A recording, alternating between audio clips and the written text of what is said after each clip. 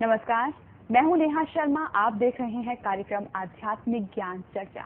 तो आइए शुरुआत करते हैं कार्यक्रम की और जानते हैं विचार जगत गुरु तत्वदर्शी संत रामपाल जी महाराज बनाम आदरणीय आचार्य श्री विजय धर्म धुरंधर सुरेश्वर जी महाराज के विचार। क्या तीर्थंकर का पुनर्जन्म होता है? बिल्कुल नहीं, तीर्थंकर का पुनर्जन्म नहीं होता है। कारण यह है कि तीर्थंकर की अवस्था में उन्होंने घाती कर्मों का क्षय किया होता है और जिस समय वे निर्वाण को प्राप्त करते हैं, निर्वाण तभी प्राप्त करते हैं जब वह शेष 4 कर्मों को भी, जिनको कि हम अघाती कर्म कहते हैं, उनका भी वे क्षय कर देते हैं। इस रीति से 8 कर्मों से मुक्त हो जाने के बाद में तीर्थंकर का तो क्या, किसी का भी पुनर्जन्म नहीं हो सकता। एक सवाल और पूछना चाहेंगे, परमात्मा की उपासना के कौन कौन से साधन हैं? परमात्मा की उपासना के सैकड़ों साधन हो सकते हैं।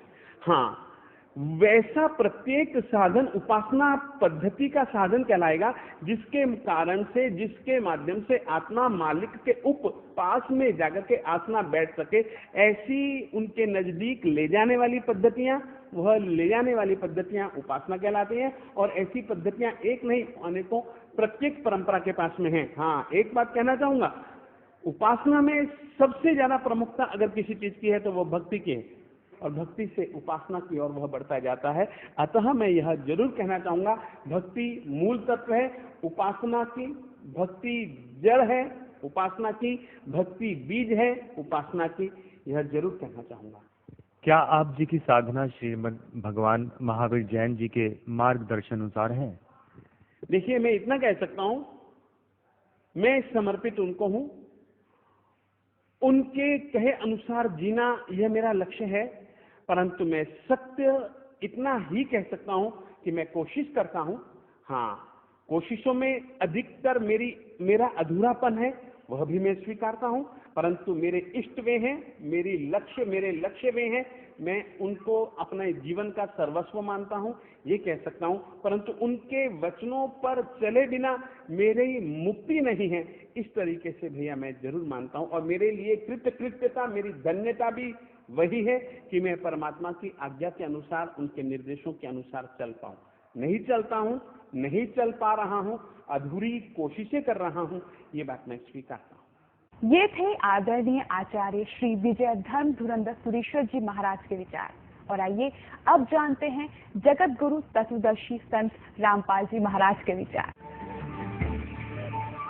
पिता परमात्मा पूर्ण ब्रह्म, सारी सृष्टि के रचनहार कुल मालिक कबीर देव जी, कबीर साहब जी, ये हम सभी आत्माओं के जनक हैं, हमारे पिता हैं, यही हमारे सच्चे हितैषी हैं। उस परमेश्वर ने स्वयं आकर के हमें ये ज्ञान दिया है कि तुम काल के जाल में फंसे हुए हो। इस काल में 21 ब्रह्मांड के प्रभु स्वामी ने आप जी को यह पूर्ण रूप से अज्ञानी बनाकर रखा हुआ है। परमात्मा ने हमें याद दिलाया कि मनुष्य जीवन आप जी को केवल परमात्मा प्राप्ति और शुभ कर्म करने के लिए प्राप्त हुआ है। इसको ना करके आप जो क्रियाएं कर रहे हैं वो अन्य प्राणी, पशु, पक्षी भी कर रहे हैं। आपसे अधिक ममता, आपसे अधिक लगाव, उनकी परवरिश करने में आपसे भी अधिक स्नेह से वो परवरिश करते हैं अपने बच्चों की। और यही आपके अंदर इच्छाएं हैं। तो हमारे अंदर और उन पक्षियों के अंदर, पशुओं के अंदर कौन सा अंतर रहा? कोई नहीं।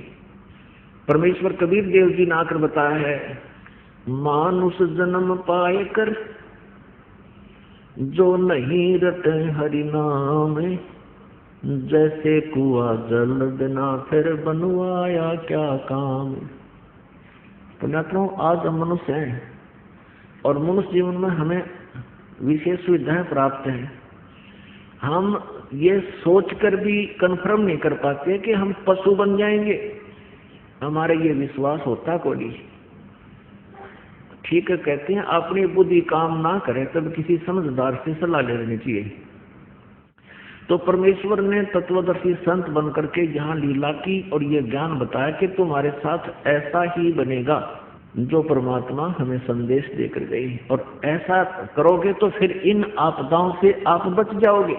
ये भी जानकारी परमेश्वर ने दी है कि तुम ऐसा करोगे तो ऐसा फल होगा। इसका समाधान ये बताया कि पूर्ण संत से, पूरे गुरु से उपदेश लोगे तो ये आपके ऊपर आने वाली जो आपदाएं हैं ये टल जाएंगी, नकली गुरुओं से नहीं टलेंगी। तो क्या बताते हैं कि फिर पीछे तू पशुआ गिज दिज बैल बना। शरीर छूटने के बाद सत भक्ति जो नहीं करते और भक्ति भी कर रहे हैं नकली गुरुओं के पास बैठे, उनकी भी दुर्गति होगी। क्योंकि पूरा गुरु हो, सच्चा ज्ञान हो और शिष्य की श्रद्धा अटूट बनी रहे आजीवन, तो मोक्ष में कोई संदेह नहीं है।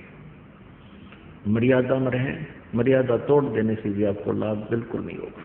सुखदेव ने 84 भुगती बना पजावे खरगो, तेरी क्या बुनियाद परानी तू पेंडा पंथ पकड़ो। कहते सुखदेव जैसे ऋषि ने भी 84 लाख योनियों का कष्ट उठाया, और तेरी क्या बुनियाद परानी तू पेंडा पंथ पकड़ो।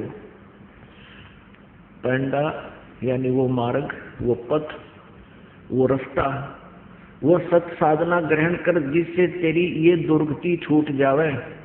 वो मार्ग ग्रहण कर जिससे तेरी ये दुर्गति बचे, पशु पक्षी की योनियों में ना तू जा सके। सत भक्ति कर। और क्या बताते हैं, सुखदेव ने 84 भुगती और बना पजावे खरगो। सुखदेव जैसे महर्षि भी 84 लाख योनियों में भटकते रहे। सुखदेव ऋषि ने अपने आप बताया एक बार कि मैं गधा बन गया, 84 लाख योनियों भोग रहा था, अंधा हो गया। अंधा होने से मालिक ने मुझे त्याग दिया, लठ मारे घर से निकाल दिया। चलता चलता मैं जंगल की तरफ पगडंडी की अटकल सी लगाता हुआ चल पड़ा। आगे एक नाला था, उस नाले में गिरने लगा। मैंने छलांग लगानी चाहिए, मैं बीच फंस गया उसमें। मुंह आगे टिक गया, पीठ पछला हिस्सा पाछे फिट हो गया। ऐसा बन गया जैसे पाइप पुड़ी बन जाया करे। जंगल में दूर स्थान होने के कारण इक्का दुक्का व्यक्ति उस रास्ते से जावा था। किसी ने मुझे निकाला नहीं। मेरे कमर पर पैर रखे, पार होने लगे, मेरी पुली बना ली। 15-20 दिन में भुगत कर भूखा प्यासा वहां प्राण छूटे। अब क्या बताते हैं कबीर परमेश्वर जी के सुखदेव ने 84 भुगती बना पजावे खरगो, खरमाने गदा। और तेरी क्या बुनियाद परानी तू पेंडा पंथ पकड़ो। अपने आत्मा कहते हैं अगर यदि इंसान का खुद ना यकीन होए तो पिछले इतिहास दोहरा लेने चाहिए, ताकि आपको ये विश्वास हो जाए कि सचमुच ऐसा कहर हमारे ऊपर बहुत बार टूट चुका है। इसके लिए आप जी को एक एग्जाम्पल दिखाते हैं, एक सैंपल दिखाते हैं। महावीर जैन नाम के एक महापुरुष हुए हैं और उसके जीव की कितनी दुर्गति हुई उन्हीं की पुस्तक में विद्यमान है और वो सत्य है। अभी आपको दिखाते हैं। पुण्यात्मा परमात्मा की भक्ति प्रत्येक आत्मा करने की चेष्टा कर रही है, लेकिन सत भक्ति ना मिलने से, पूरा संत ना मिलने से वो भक्ति करके भी अपना जीवन नष्ट कर जाते हैं। आपको दिखाते हैं जैन धर्म का इतिहास।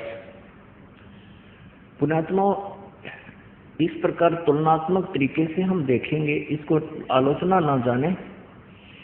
एक बहुत ही जो ना परोपकारी प्रयत्न संदेश दास का।